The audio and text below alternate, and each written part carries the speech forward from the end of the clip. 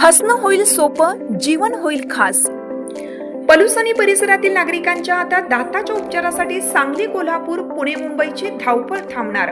पलूस शहरातील एकमेव अत्याधुनिक दातांचा दवाखाना, जिथे single visit root canal treatment सह दातांच्या सर्व समस्यावर खात्रीशीर उपचार। डॉक्टर प्रणव सचिन सुतार यांचे smile studio multi speciality dental clinic, Bhosale plaza, new ST stand समोर, पलूस। अपॉइंटमेंटसाठी संपर्क 72 72 82 72 27 आणि 87 93 75 16 25।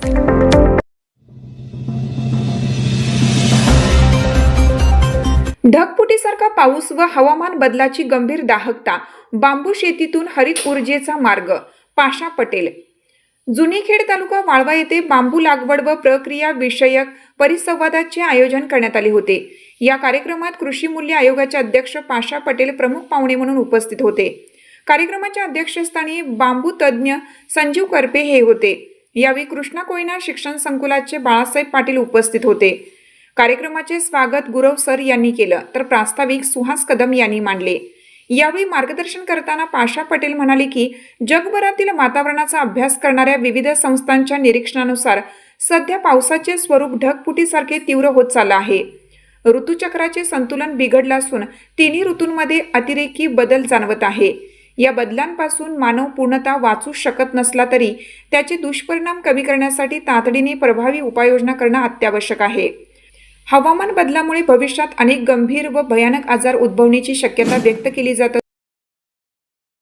असून ते जर मानवजात वाचवायची असेल तर आता फॉसल फ्युएल वर्सेस बायोफ्युएल ही लढाई लढावी लागणार आहे आणि ग्रीनरी वाढवावी लागणार आहे। या दोन गोष्टी जर करायच्या असतील तर आता एकच गोष्ट आहे की ग्रीनरी वाढवायचं असेल तर अतिशीघ्र गतीनं वाढणारी वनस्पती लावावी लागणार आहे, ती म्हणजे बांबू आहे। बांबू रोज 2-3 फूट वाढत असतो 24 तासामध्ये।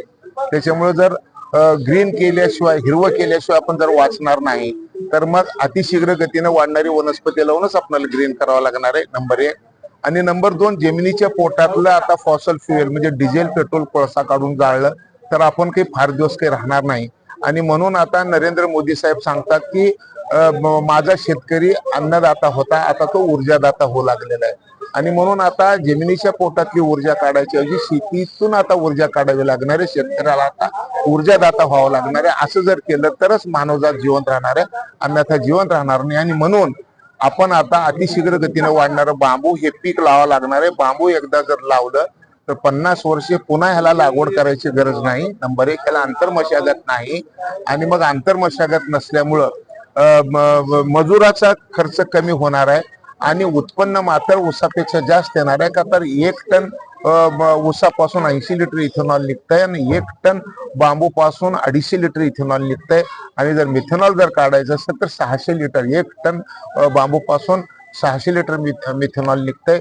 1 हेक्टर ऊस लावायचं असलं तर 2 कोटी लिटर पाणी लागतं आणि 1 हेक्टर बांबू लावलं तर 20 लाख लिटर पाणी लागतंय। उत्पादन 5 पट जास्त आहे आणि पाणी 10 पट कमी आहे, असं हे कल्पवृक्ष बांबू आहे। आणि बांबूची लागवड केल्यानंतर 1 हेक्टरला सरकार 7 लाख रुपये अनुदान देते। आणि महाराष्ट्राचे मुख्यमंत्री आदरणीय देवेंद्र फडणवीस साहेबांनी आता 50,000 कोटी रुपये 5 वर्षामध्ये बांबूसाठी गुंतवायचं ठरवलेलं आहे। आणि आता ग्रीन स्टील म्हणजे आता स्टील सुद्धा बांबू पासून बनवायचं माननीय मुख्यमंत्र्यांनी जाहीर केलेलं आहे। आणि त्याचबरोबर महाराष्ट्र शासनाचे जेवढे थर्मल आहेत ते सगळेच्या सगळे थर्मल आता बांबू पासून चालवायची ग्वाही माननीय मुख्यमंत्र्यांनी दिलेली आहे। आता बांबूला राजाश्रय मिळालेला आहे, म्हणून पश्चिम महाराष्ट्रातल्या शेतकऱ्यांनी आता बांबूकडे वळावं अशी माझी नम्र विनंती आहे।